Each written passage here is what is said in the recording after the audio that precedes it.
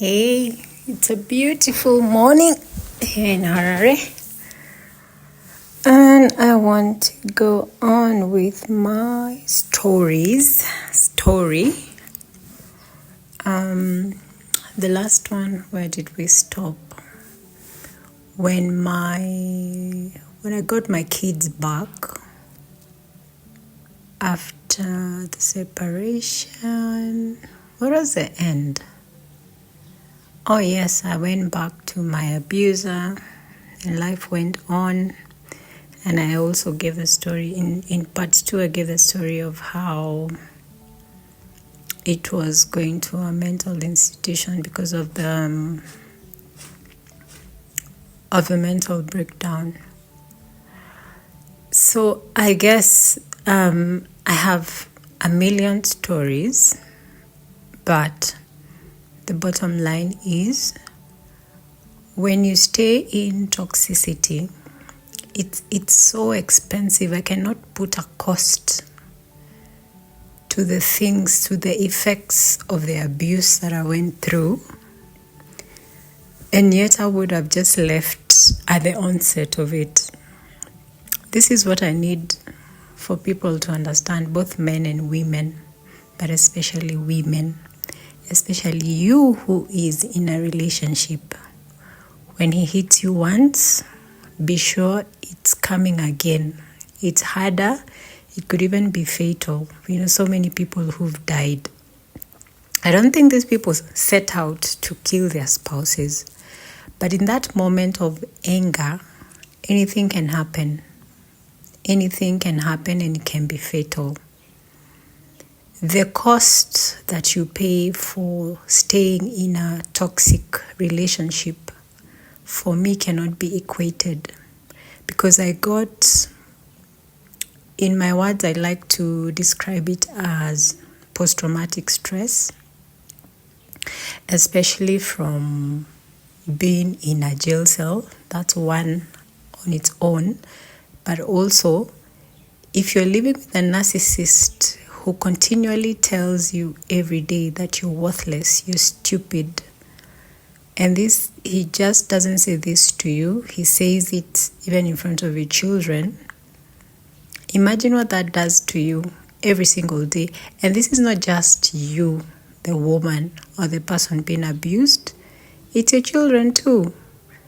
The people who say they are staying in relationships for children, that's a lot of bullshit. Sorry for my French. It's crap.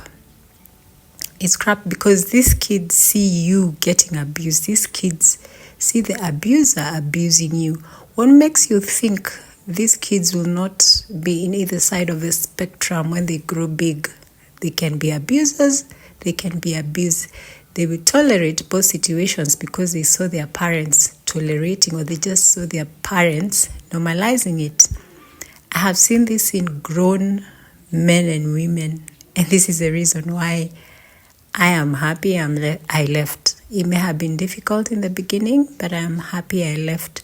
There are so many grown adults who are full of baggage, and then you go and marry somebody's daughter or get married with all the baggage you got from your family's upbringing, and expect to bring up children who are whole and wholesome. I think that's a disservice to those kids and also to yourself. You not only deserve better, you owe it to the children that you bring into this world, because that's your choice. You owe it to them to have a healthy life, to have a beautiful, healthy, abundant life. So you need to heal yourself. So given that you're on this other side, because I left after leaving, what do? I remember one of the things I did without failure. For 10 months, I had a counselor, and I'm so grateful that my circumstances, because I was on that healing frequency, I met through a network a friend was running. She rounded up a group of us. We were 6 who were going through the same situations. She rounded us up got a counselor, and we used to meet once a month. But out of those meetings, the counselor who was handling the group became also my personal counselor. Like, now we had weekly therapy meetings. She would check up on me. On Mondays was my free day. I'd have therapy at 10 a.m. every Monday morning for 10 months. She would check up on me. Sometimes she gave me assignments. This is what you're supposed to do this week, and I'd report back. And by every month, I noticed, even with the group therapy, we went from crying, like there was a budget for tissues because people cried, people bore their hearts, Some of us, like me, I remember, I never cried once. During all the hard times I went through leading up to the separation, I never cried once. When I was incarcerated, I never cried once. But at this moment where now I went and got into therapy and looked back, oh my goodness, I cried. I cried my heart out, and I think at this point, it was okay. I was with women who had gone through not exactly what I had been through, but I felt safe enough. I felt vulnerable enough to let go and cry. I felt the support and the love from these strangers who then became my sisters, because the bond we created was a sisterhood. I cried, and we cried, I think, for the first 3 months. We cried. 4 months we cried. And then we started healing. That was our healing. I did group therapy once a month. I did weekly therapy.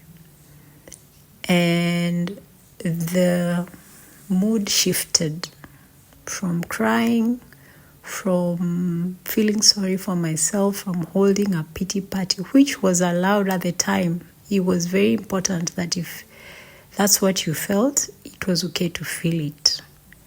And then that passed. And I wrote a lot. I journaled a lot. I also remember I had nice books that I was reading. There's a book by Dr. Edith Eger. Can I remember the title? I may just put it in the description because I can't remember it right now. But there's a book by Dr. Edith Eger. She survived the Holocaust, and she talks about her experience, but it's just beautiful to hear or to read how she handled all that. She's still alive. She must be, if she's not 100, she's 90-something. So I learned a lot from that book. But it was everywhere. I remember even on YouTube, I came across healing podcasts and healing videos. When you get on the healing frequency, the people you meet, everything you're exposed to works for your healing. So that worked very well for me. And by, that lifted. I can say I was still fearful because now it was a new life I didn't know. Like, I would sit and wonder, so how will I make rent? Will we go hungry? Will I make it? It was during COVID, and there was so much uncertainty in the air.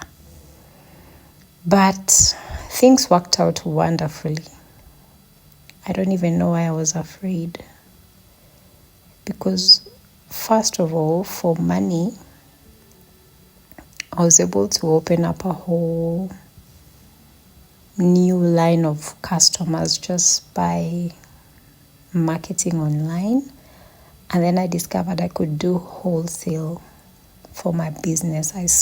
I made organic skin and hair care products. So I discovered I could do wholesale. Because up until that time, I was just doing retail. And the wholesale side of it actually thrived. I remember my first customer, once she paid and I paid my rent, and I was able to shop and even save a little money. I was like, wow, so this is actually possible. In 6 months' time, I was able to get a small car.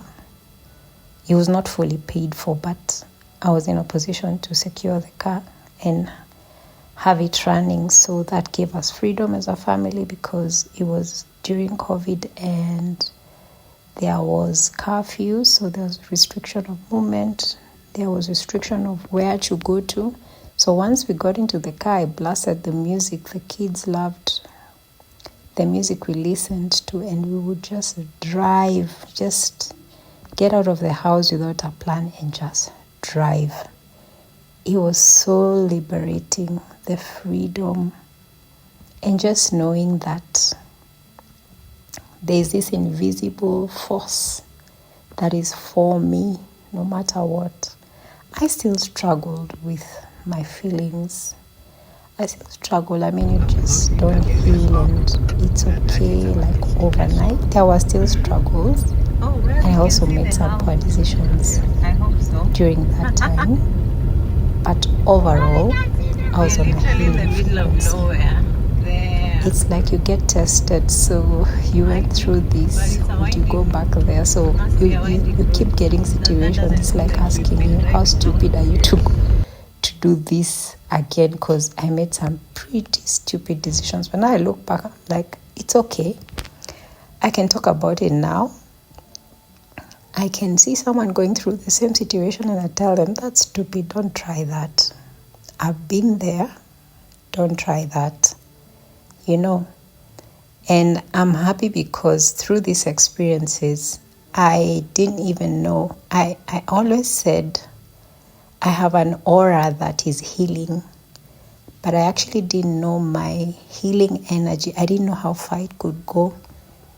And with the experiences, I realized I was just getting refined and made ready to stand in my power as a healer. So for you who's going through this, for you who's been through a separation or a divorce, by the way, I filed for divorce the year before last, and it was finalized last year in August. Yes. So nothing is impossible. All those things, the decision to leave, the separation, beginning from scratch, the divorce, the daily parenting, kids asking, where is daddy? Why are we living apart? They're all hard. Nothing is simple. They're all very hard things to go through. But everything is possible. As long as you're willing, everything is possible. And don't do it alone. Oh, don't do it alone. Get your people, get your tribe. I have a whole community of healed and healing women. I have a life coach. I have friends who I could just talk to. But also the process teaches you who your real friends are. And as far as friendships go, I feel like it's okay if some friendships were lost in the process. Those friendships were not necessarily bad, but they had served their time. So for the friendships that ended, I look back and say, I'm grateful they served me when they did. And don't get afraid about adult friendships or new friendships when you're an adult. The world is full of so many beautiful, awesome people.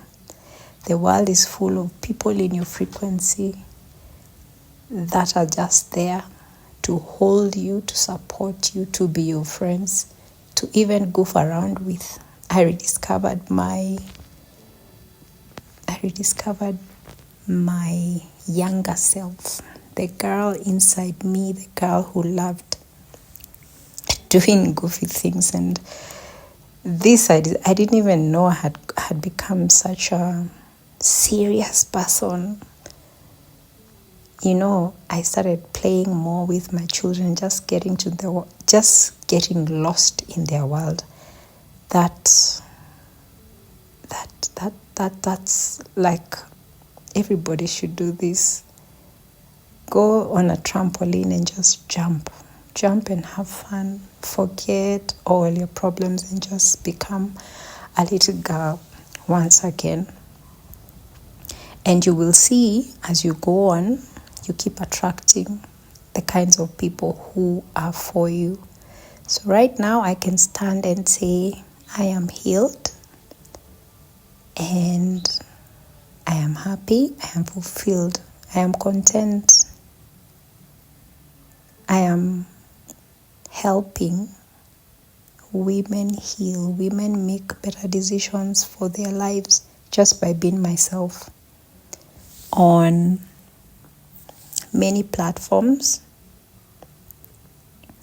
on my inbox, I get people seeking for this or that advice.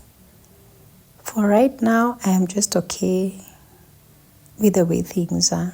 I am very happy and very content. My kids are happy. We are traveling the world right now. We're doing Africa, and we are very happy with our lives, with our life as it is. So I will continue with the Tanzania to Zambia journey in my next installment. Thanks for watching. Share this, comment, subscribe.